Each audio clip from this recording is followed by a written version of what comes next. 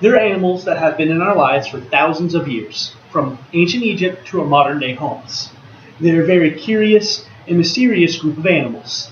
The Felis catus cat is the amazing animal.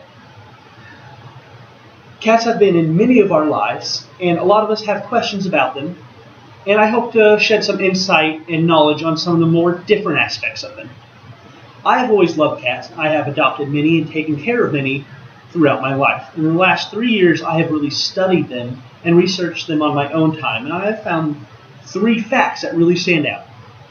The 3 facts are what bunting is, purring, and the ability to survive some great falls. But we'll talk about what the oddest sounding one is first, bunting. Many cat owners have encountered bunting throughout the cat's life. Bunting is when a cat comes up and rubs against you, like a light headbutt or a hard headbutt. And there are many reasons why they do this. One of the main reasons is scent.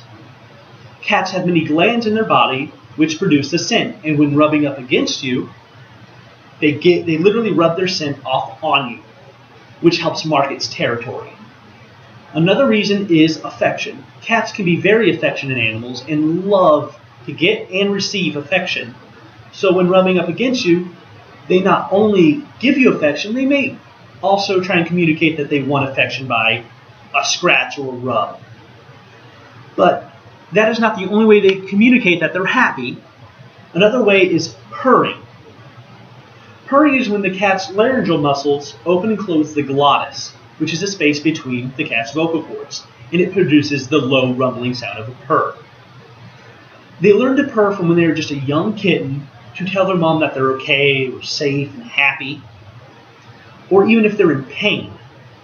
But the domestic cat isn't the only cat that can purr. Some of the bigger wildlife cats like pumas and bobcats and even cheetahs also purr. But the biggest of the cat family, like the lions and tigers, they actually do not show true signs of purring. So a cat may purr when it falls from a 5-story apartment, or let's say like the cat Lucky, who fell from 26 stories in a Manhattan apartment building and actually survived. But there are a few reasons why he survived. First off, when a cat falls, they're able to correct themselves and always land on their feet. It's not magic, it's actually science. They have an ability called the aerial riding reflex, which when they're falling, they are able to tell if they're falling incorrectly and correct themselves to fall on their feet, which in their legs or muscles are great for taking a lot of shock and impact.